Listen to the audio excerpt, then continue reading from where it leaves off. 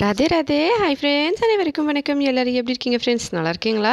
இன்றைக்கி நாம இந்த வீடியோவில் பூசணிக்காவை வச்சு சூப்பராக பன்னீர் எப்படி செய்கிறதுன்னு சொல்லி பார்க்கலாங்க. ஃபஸ்ட்டு இந்த மேலே இருக்க தோலை சீவிட்டு உள்ளுக்குள்ள இருக்கிற அந்த பார்ட்ஸ் மட்டும் கொஞ்சம் கட் பண்ணி எடுத்துக்கலாம். இதை நல்லா குட்டி குட்டியாக கட் பண்ணி மிக்ஸி ஜாரில் போட்டு நல்லா அரைச்சி எடுத்துக்கலாம். பெருசு பெருசாக போட்டிங்கன்னா கடகடன்னு சவுண்டு வரும். அதனால் கொஞ்சம் சின்ன சின்னதாக கட் பண்ணிவிட்டு அதுக்கப்புறமா போடுங்க.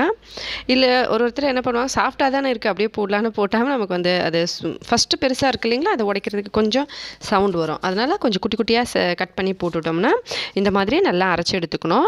கொஞ்சமாக ஜஸ்ட்டு தண்ணி தேவைப்பட்டால் சேருங்க, இல்லைனா தண்ணியை வந்து ஃபுல்லாகவே ஸ்கிப் பண்ணிட்டாலும் செம்ம சூப்பர்.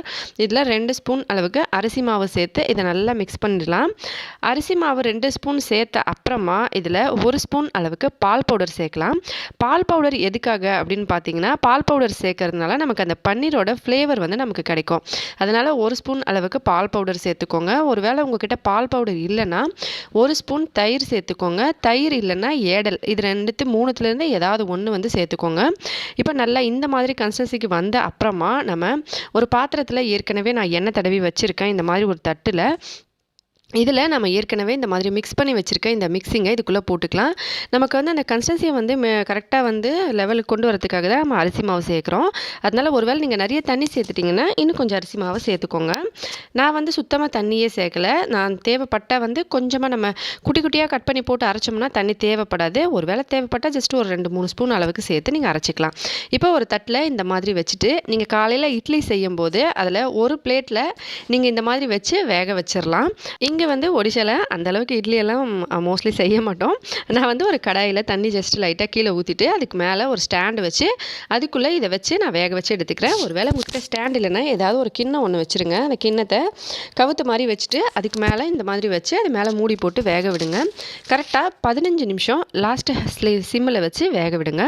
ஃபஸ்ட்டு தண்ணியை ஹை ஃப்ளேமில் வச்சு சூடு பண்ணிடுங்க. தண்ணி நல்லா சூடான அப்புறமே ஸ்டாண்ட் போட்டு அதுக்குள்ளே இந்த மாவு வச்சுட்டு அதுக்கப்புறம் நம்ம லாஸ்ட்டு சிம்மில் வச்சுட்டு இதை பொறுமையாக ஒரு 15 நிமிஷம் நல்லா வேக விடுங்க. இது கொஞ்சம் வந்து நமக்கு அந்த டைம் வந்து கரெக்டாக பார்த்து வேக வைங்க. ஒரு வேளை உங்களுக்கு வேகாத மாதிரி தெரிஞ்சாலுமே இன்னும் கொஞ்சம் நேரம் கூட வச்சுக்கோங்க. ஆனால் 10லேருந்து 15 நிமிஷத்துக்குள்ளே செம்ம சூப்பராக வெந்துடும். வெந்த அப்புறமா இந்த மாதிரி தான் இருக்கும். இந்த மாதிரி இருக்கிறத பார்த்துட்டு நீங்கள் வேகலைன்னு நினச்சிடாதீங்க. இது நல்லா வெந்துருச்சு. என்னென்னா நமக்கு பூசணிக்காய் எல்லாருக்குமே தெரியும், ரொம்ப தண்ணியான ஒரு பொருள். தண்ணீர் வகை காய்கறிகளில் அதுவும் ஒன்று, நீர் சத்து நிறைந்தது. அதனால் நம்ம இந்த மாதிரி வெந்த அப்புறமா இதை எடுத்து அப்படியே வச்சிடணும். நல்லா ஃபுல்லாக வந்து ஆறிடணும். அதனால தான் நான் காலையில் இட்லி செய்யும்போது செய்யுங்கன்னு சொல்லி ஏன் சொல்லியிருந்தேன்னா, காலையில் டைமில் நீங்கள் செஞ்சு வச்சுட்டிங்கன்னா அது நல்லா ஆறத்துக்கு ஒரு 2 மணி நேரம் ஆகிடும். மதியம் நீங்கள் சமைக்கும் போது இந்த குழம்பு செய்கிறதுக்கு கரெக்டாக இருக்கும். இப்போ இது நல்லா ஆறின பிறகு நம்ம இந்த மாதிரி சின்ன சின்ன பீசஸாக கட் பண்ணிக்கலாம். உங்களுக்கு எவ்வளோ சைஸில் வேணுமோ அந்த சைஸில் கட் பண்ணிவிட்டு இந்த மாதிரி எவ்வளோ நைஸாக சாஃப்டாக இருக்கு பாருங்கள். கத்தியில் சுத்தமாக ஒட்டவே இல்லை. இதை பார்த்தாலே உங்களுக்கு தெரிஞ்சிருக்கும் எவ்வளோ சூப்பராக வெந்திருக்குன்னு சொல்லி. நம்ம ஃபஸ்ட்டு பார்த்த உடனே ஒரு வேளை வேகலையோ இன்னும் கொஞ்சம் வைக்கலாமா அப்படின்னு பார்க்காதீங்க. 10லேருந்து 15 நிமிஷத்துக்குள்ளே செம்ம சூப்பராக வெந்துடும். மினிமம் 10 நிமிஷம், மேக்ஸிமம் கரெக்டான ஒரு டைம் பார்த்தீங்கன்னா 15 நிமிஷம் லாஸ்ட்டு சிம்மில் வச்சு வேக வச்சா கரெக்டாக இருக்கும். இப்போ நான் ஒரு மசால் ஒன்று ரெடி பண்ணியிருக்கேன். இன்றைக்கி வந்து வீட்டில் வெங்காயம் பூண்டு வந்து மோஸ்ட்லி அந்தளவுக்கு சாப்பிட மாட்டோம். தக்காளி 2, மிளகாத்தூள், மஞ்சத்தூள், தனியாத்தூள், சீரகத்தூள், இது எல்லாத்தையும் கொஞ்சம் கொஞ்சம் சேர்த்து தேவையான இப்போ நம்ம குழம்புக்கு தேவையான எல்லா மசாலாவும் இதில் சேர்த்துட்டு நான் அரைச்சி கொண்டு வந்திருக்கேன்.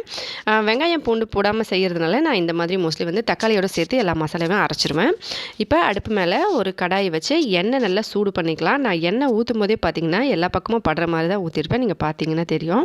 இப்போ இதுக்குள்ளே நம்ம கட் பண்ணி வச்சுருக்க இந்த பீசஸை அப்படியே உள்ளே வந்து ஒன்று ஒன்றா வந்து போட்டுக்கலாம். இப்படி எல்லாத்தையும் ஒன்று ஒன்றா போட்டு நம்ம நல்லா கோல்டன் ப்ரௌன் கலர்லேருந்து நல்ல டார்க்காக கலர் வர அளவுக்கு உங்களுக்கு எந்த மாதிரி ஃப்ளேவர் வந்து பிடிக்குமோ அந்த மாதிரி செய்யலாம். ஏன்னா மோஸ்ட்லி நம்ம சேனலில் நிறைய வீடியோஸில் நான் காமிச்சிருப்பேன் இந்த மாதிரி பன்னீர் செய்யும்போது. ஒரு வேளை நீங்கள் செஞ்சுருந்தீங்கன்னா அந்த டேஸ்ட் வந்து உங்களுக்கு தெரியும். சாஃப்டாக வந்து வேகிறது பன்னீர் மாதிரி உங்களுக்கு நல்லா இருக்குமா, இல்லை நல்லா ஹார்டாக வந்து வெந்திருந்தால் அந்த பன்னீர் உங்களுக்கு நல்லா இருக்குமா அப்படின்னு சொல்லி. ஏன்னா நம்ம நார்மலாக பன்னீர் வந்து வாங்கிட்டு ஜஸ்ட்டு 2 சைடு வந்து லைட்டாக சுட்ட மாதிரி செஞ்சுட்டு அதுக்கப்புறம் குழம்பு செஞ்சால் அது ஒரு அப்படி சுட்ட அப்புறமா சாப்பிட்டோம்னா அது ஒரு டேஸ்ட்டாக இருக்கும். நல்லா வந்து வேக வச்சு full and full golden brown ஆன அப்புறமா அது வந்து நல்லா மொறுமொறுனும் இருக்கும், கொஞ்சம் டிஃப்ரெண்ட்டான டேஸ்ட்டும் இருக்கும். அதனால் உங்களுக்கு எந்த மாதிரி பன்னீர் வந்து செஞ்சு சாப்பிட்டா பிடிக்குமோ அதே போல் செய்யுங்க. ஜஸ்ட்டு பன்னீர் எப்படி செய்கிறதுன்னு மட்டும் நான் சொல்லிட்டேன். இதுக்கப்புறம் நீங்கள் குழம்பு செய்கிறதா வறுக்கிறதா எல்லாமே உங்கள் இஷ்டம். நான் இதில் பாதியை வந்து இந்த மாதிரி நல்லா திருப்பி போட்டு கோல்டன் ப்ரௌன் கலர் ஆகிற அளவுக்கு வேக வச்சு எடுத்திருக்கேன். உங்களுக்கு வந்து நிறைய சாஃப்டாக வேணுமா இல்லை ஹார்ட் இருந்தால் ஓகேவா உங்கள் இஷ்டத்தில் நீங்கள் பண்ணிக்கலாம். இப்போ இது எல்லாத்தையும் வெளியே எடுத்துடலாம். நான் பாதியை வந்து இந்த மாதிரி வறுத்துருக்கேன், மீதி பாதியை வந்து பக்கோடா போல் செய்யலான்னு சொல்லிட்டு வச்சுருக்கேன். அதையும் கூட நம்ம ஏற்கனவே நம்ம சேனலில் பார்த்துருப்போம் எப்படின்னு சொல்லிட்டு. ஜஸ்ட் லைட்டாக மசாலாலாம் ஆட் பண்ணி அப்படியே எண்ணெயில் போட்டு பொரிச்சு எடுத்தால் ரொம்ப நல்லாயிருக்கும். இப்போ எல்லாத்தையும் வறுத்து எடுத்துகிட்டு நான் 2 தடவை போட்டு வறுத்து எடுத்துட்டேன். அதுக்கப்புறம் இந்த அரைச்ச தக்காளி பேஸ்ட்டை வந்து இதில் ஊற்றிக்கலாம். இந்த மாதிரி ஊற்றிட்டு நல்லா மசாலா எல்லாத்தையும் இந்த மாதிரி ஜஸ்ட் லைட்டாக கலந்து விட்டுக்கலாம். நான் வந்து வீட்டில் வெறும் கிள்ளு மிளகா சாம்பார் இருக்கு இல்லைங்க, அது வந்து செஞ்சுருக்கேன் ஏற்கனவே. அதனால் வந்து இதை நான் ட்ரையாக தான் செய்ய போகிறேன். ஜஸ்ட் வந்து ஒரு சைட் டிஷ் போல். உங்களுக்கு குழம்பு மாதிரி வேணும்னா நீங்கள் வந்து வெங்காயம் தக்காளி எல்லாம் சாப்பிடுவீங்கன்னா ஃபஸ்ட்டு வெங்காயம் தக்காளி வதக்கி அதுக்கப்புறமா மசாலாலாம் ஊற்றி கூட நீங்கள் செய்யலாம். எப்படி வந்து நீங்கள் வீட்டில் குழம்பு வகைகள் செய்வீங்களோ அதே மாதிரி செய்யலாம். ஆனால் ஜஸ்ட்டு இந்த பன்னீர் வந்து வறுத்துட்டு செய்யுங்க, அப்போ தான் நல்லாயிருக்கும். ஒரு பன்னீரில் வந்து நான் ஏற்கனவே சொல்லியிருப்பேன், இதை நான் வறுத்தா நான் நல்லாயிருக்கும். ஒன்று வந்து அப்படியே பச்சையாக கூட நம்ம அப்படியே குழம்பு செய்யலாம் நல்லாயிருக்கும் அப்படின்னு சொல்லிட்டு, அதாவது வேக வச்சு கட் பண்ண அந்த பீஸை வந்து அப்படியே வந்து டேரெக்டாகவும் குழம்புல போடலாம் அப்படி சொல்லியிருப்பேன். இது வந்து நீங்கள் லைட்டாக வறுத்துட்டு செய்யுங்க, அந்த டேஸ்ட் கொஞ்சம் டிஃப்ரெண்ட்டாக இருக்கும். பாருங்கள் எவ்வளோ சாஃப்டாக உள்ளுக்குள்ளவும் மேலுக்குள்ளே கிறிஸ்பியாகவும் இருக்குது. நான் இந்த மாதிரி தான் எப்போவுமே வறுப்பேன். உங்களுக்கு பிடிச்ச மாதிரி நீங்கள் வறுத்துக்கலாம். இப்போ இது எல்லாத்தையும் தனித்தனியாக பிரித்து வச்சுட்டேன். பாதி வந்து இங்கே 2 தடவை போட்டிருந்தேன் நான் சொல்லியிருந்தேன் இல்லைங்களா, 2 தடவை போட்டதை எடுத்து இந்த மாதிரி எடுத்து வச்சுருக்கேன். இப்போ குழம்பு நல்லா ஒரு நடுவில் ஒரு தடவை கலந்து விட்டுக்கலாம். இல்லைனா அது என்ன ஆகுன்னா ஒட்டிக்கும் இல்லைங்களா அடியில். ஜஸ்ட் லைட்டாக வந்து ஒரு நடுவில் கலந்து விட்டு தேவையான அளவுக்கு உப்பு சேர்த்துடலாம். எல்லா மசாலாவும் நான் ஏற்கனவே சேர்த்துட்டேன் அரைக்கும் போது, அதனால் நான் வெறும் உப்பு மட்டும் சேர்த்துருக்கேன்.